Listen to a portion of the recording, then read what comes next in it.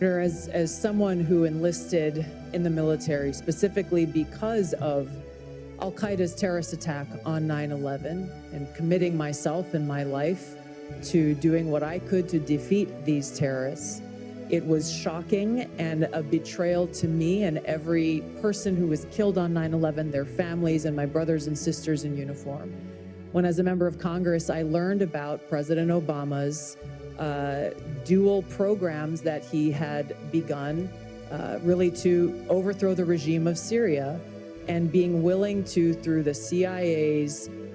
Timber Sycamore program that has now been made public, of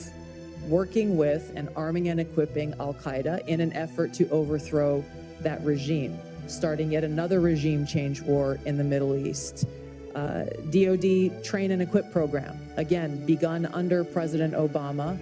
is widely been known, looked at, and studied, that ultimately resulted in over $500 million being used to train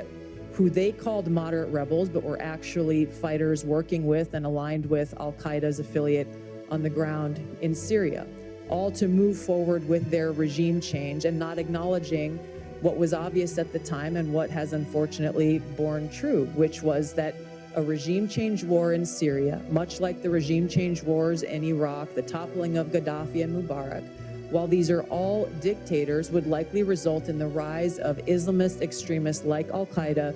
taking power. I shed no tears for the fall of the Assad regime,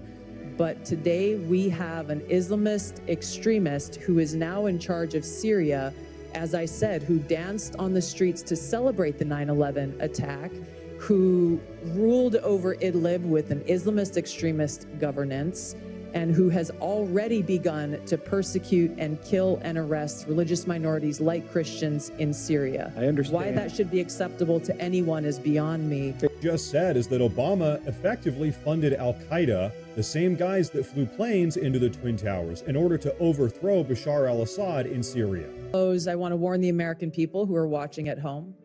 You may hear lies and smears in this hearing that'll challenge my loyalty to and my love for our country. Those who oppose my nomination imply that I am loyal to something or someone other than God, my own conscience, and the Constitution of the United States, accusing me of being Trump's puppet, Putin's puppet, Assad's puppet, a guru's puppet, Modi's puppet, not recognizing the absurdity of simultaneously being the puppet of 5 different puppet masters.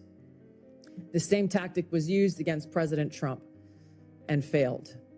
The American people elected President Trump with a decisive victory and mandate for change. The fact is, what truly unsettles my political opponents is I refuse to be their puppet.